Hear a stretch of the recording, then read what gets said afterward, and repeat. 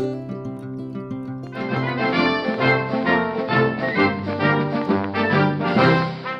اللہ الرحمن الرحیم۔ السلام علیکم ناظرین، پاکستان ایک طویل عرصے سے سیاسی ابتری اور اس کے نتیجے میں معاشی مشکلات کا شکار ہے۔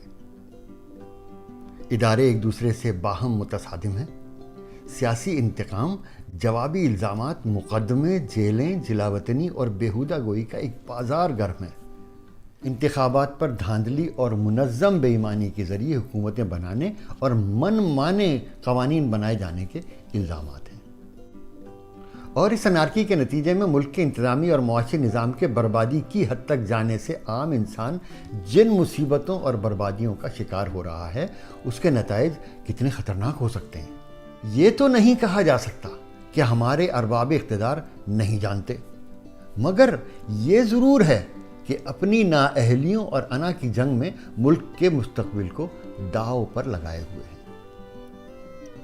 آج ہم اپنی ناقص عقل کو اس بات میں جٹائیں گے کہ آخر یہ کیا اور کیوں ہو رہا ہے، اور اسے ختم کرنے کے لیے کیا اقدامات کیے جا سکتے ہیں۔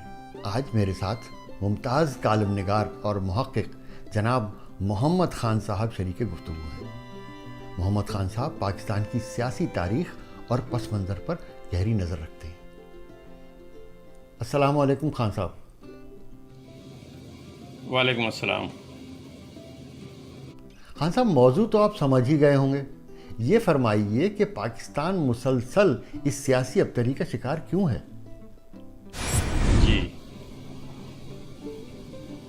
فریدی صاحب، دراصل پاکستان میں جو کچھ بھی ہو رہا ہے، جیسے آپ نے سوال کیا، وہ ایک چپکلش کا نتیجہ ہے۔ کیونکہ آپ جانتے ہیں، جب انسان یا گروہ یا قومیں کسی معاملے میں تنازع کا شکار ہوں اور ایک فیصلے پر نہ پہنچیں، تو وہ اسی راستے سے گزرتی ہیں کہ اس میں تنازعات ہوتے ہیں، لڑائیاں، جھگڑے، انتشار، یہ ہوتا ہے۔ پاکستان ایکچولی وہ اپنے تعمیر میں اس کی خرابی مضمر ہے۔ ہمیں کہا یہ جاتا ہے کہ پاکستان اسلامی نظام قائم کرنے کے لیے مسلمانوں کے لیے خطہ وطن حاصل کیا گیا۔ ایسا نہیں ہے۔ یہ ایک ظاہری شکل تھی اس کی، ایک اس کی اندرونی شکل تھی۔ اس کا پرپس کیا تھا؟ اس کا جو بنیادی پرپس تھا آزادی دینے والوں کا، برٹش کا، وہ تھا اس خطے میں ایک سیکیورٹی اسٹیٹ بنائی ہے۔ آپ دیکھیں، دوسرے جنگ عظیم کے بعد جب ریاستیں آزاد ہوئی ہیں، اس میں بہت ساری ریاستیں ایسی تھیں جو فوجی نظام کے تحت چلائی گئیں۔ یا آپ مڈل ایسٹ میں دیکھ لیں، عراق، لیبیا تو بعد میں ہوا، لیبیا، عراق، شام، مصر، یہ سب فوجی حکومتیں تھیں۔ اسی طرح افریقہ میں تھیں۔ یہاں مسئلہ دوسرا ہو گیا۔ یہاں ایک تو وہ جو قائد تھے ہمارے، وہ بڑے اصول پسند تھے، انہیں کہا کچھ اور گیا تھا، لیکن جب انہیں پتہ چلا تو اس میں بہت ناراض ہوئے،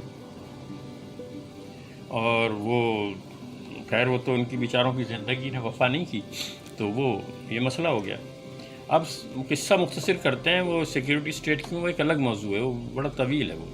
اب یہ پاکستان ایک سیکیورٹی اسٹیٹ ہے۔ سیکیورٹی ادارے اور اسٹیبلشمنٹ جو ہے وہ تو اس پیج پہ صحیح ہیں۔ جو سیاسی ایلیٹ ہے وہ یہ سمجھتی ہے کہ نہیں، یہ اسلام کے نام پہ بنا گیا تھا تو اس کو ایسے ہونا چاہیے، ویسے ہونا چاہیے، ویسے ہونا چاہیے۔ یہ چپکلش چل رہی ہے ان سب کے بیچ میں۔ اس کی وجہ سے یہ بار بار جو ہم پھسل جاتے ہیں، کبھی سویلین گورنمنٹ آ جاتی ہے، کبھی مارشل لا لگ جاتا ہے، تو یہ چپکلش چل رہی ہے۔ اب ہے کیا مسئلہ کہ یہ ایسا کیوں ہو رہا ہے؟ کیا ان کی سمجھ میں نہیں آ رہا، یا یہ سمجھدار نہیں ہے؟ تو یہ بھی ایک الگ بحث ہے، یہ کسی کے لیے ہم کیا کہہ سکتے ہیں۔ لیکن اس انتشار کی وجہ وہ یہ ہے کہ ایک فیصلہ نہیں ہو پا رہا۔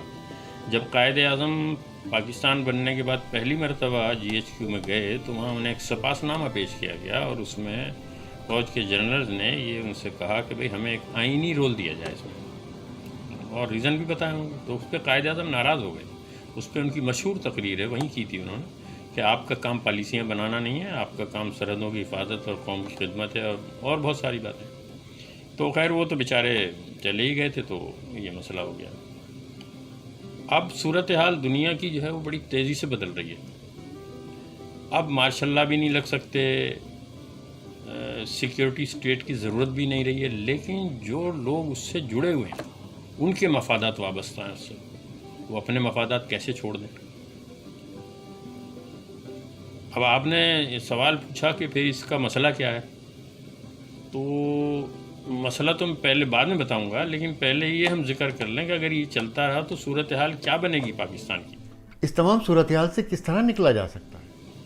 اب اگر یہ ایسے ہی چلتا رہے گا تو یہ دیکھیے دنیا کی اس وقت صورتحال بڑی تیزی سے تبدیل ہو رہی ہے. معیشت کے معاملات ہیں دنیا بھر میں، انتظامی معاملات ہیں، سیاسی طور پہ اور عسکری طور پہ بڑی تبدیلیاں آ رہی ہیں. پاکستان اس میں ایک عجوبے کی طرح ہے.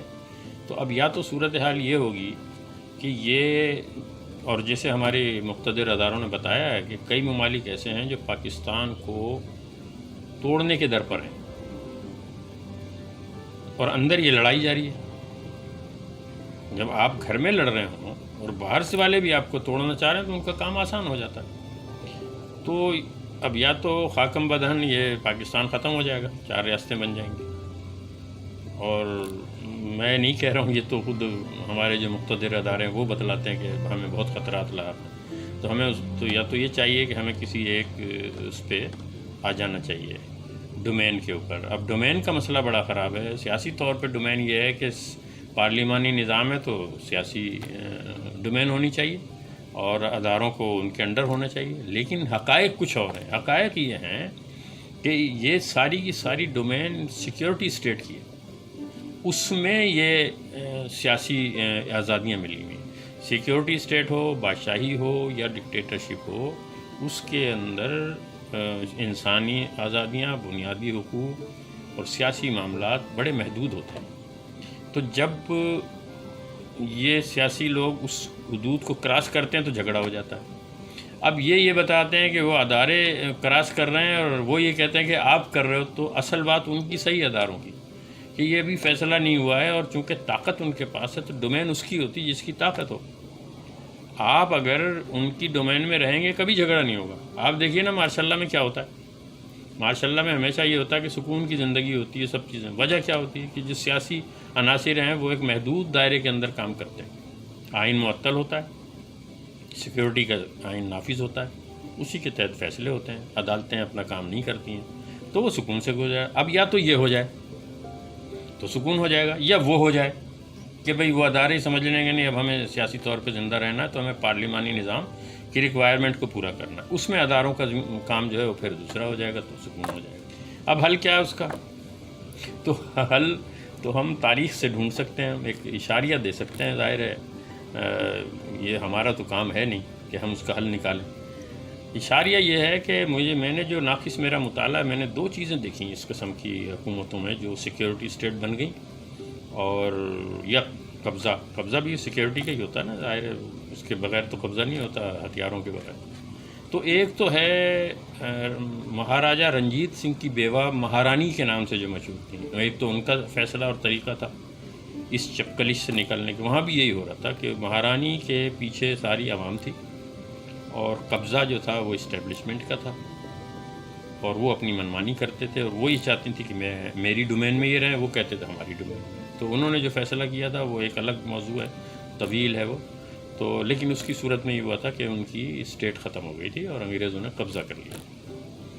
دوسرا جو ہے وہ نصیر الدین طوسی، خلیفہ معتصم باللہ کا جو وزیر تھا، اس کا ذکر تاریخ میں ہے کہ اس کی سازش کی وجہ سے تاتاریوں نے بغداد پر قبضہ کیا، یا یوں کہہ لیں کہ آسانی سے قبضہ کر لیا. تو جب اس نے یہ دیکھا کہ تاتاری قتل و غارت گری کے بڑے شوقین تھے تو وہ نوجوانوں کو، ان کو سب کو قتل کر رہے تھے، تو وہ لکھتا ہے کہ مجھے بڑا دکھ ہوتا تھا اور مجھے یہ احساس ہوا کہ میں نے بہت بڑی غلطی کی. تو پھر اس نے ایک طریقہ اڈاپٹ کیا، یا پھر وہ طریقہ اڈاپٹ کر لیا. تو یہ 2 ہی طریقے ہیں، اور انگریزی کا مقولہ ہے کہ جوائن دیم اور فائٹ دیم. تو لڑ سکتے نہیں ہیں آپ، لڑنے کے لیے کسی دوسری قوت کی ضرورت پڑے گی، اور وہ جو قوت اگر ہماری مدد کرے گی تو وہ ہمارے حق میں نہیں کرے گی، وہ ہمارے خلاف جائے گا.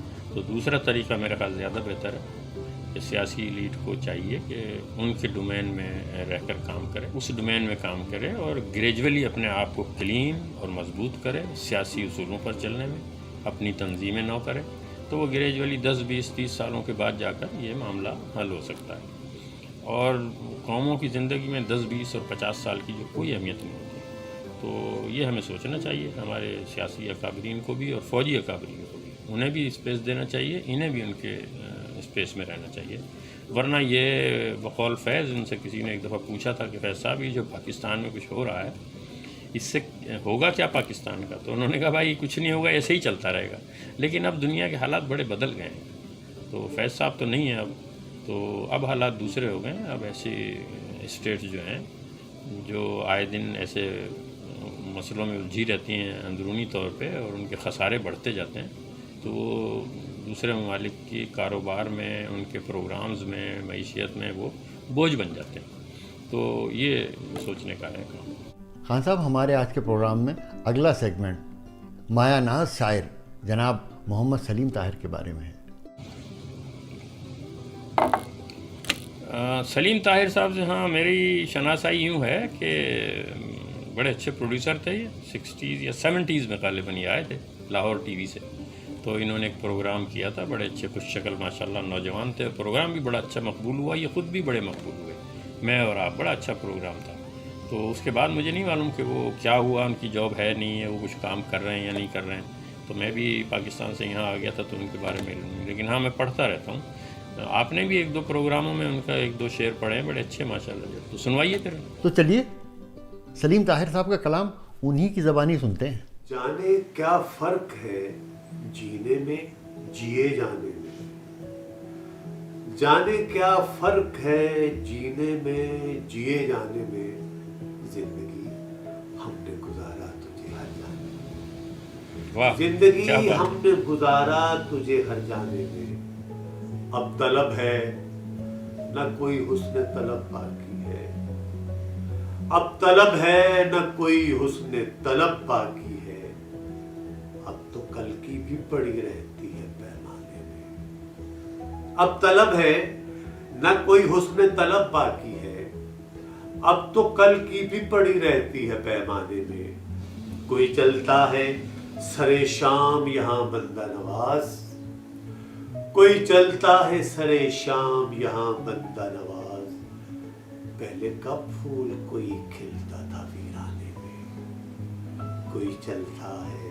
سرے شام یہاں بندہ نواز، پہلے کب پھول کوئی کھلتا تھا ویرانے میں، یہ تو ہم خود ہی نہیں چاہتے اچھے ہو جائیں، یہ تو ہم خود ہی نہیں چاہتے اچھے ہو جائیں، ورنہ آسانیاں ہیں زخم کے بھر جانے میں، ورنہ آسانیاں ہیں زخم کے بھر جانے میں، اور تار سے تار جدا کرنا ہے کار ادارت، تار سے تار جدا کرنا ہے کار ادارت، فائدہ کیا ہے ہر ایک بات کھول چھانے میں، فائدہ کیا ہے ہر ایک بات کھول چھانے میں، اور بیٹھا رہتا ہے تیرے کریائے سر سبز میں دل، بیٹھا رہتا ہے تیرے کریائے سر سبز میں دل، اب تصور میں بھی جاتا نہیں، واہ ماشاءاللہ، بہت زبردست، بہت زبردست، تیرے کریائے سر سبز میں دل،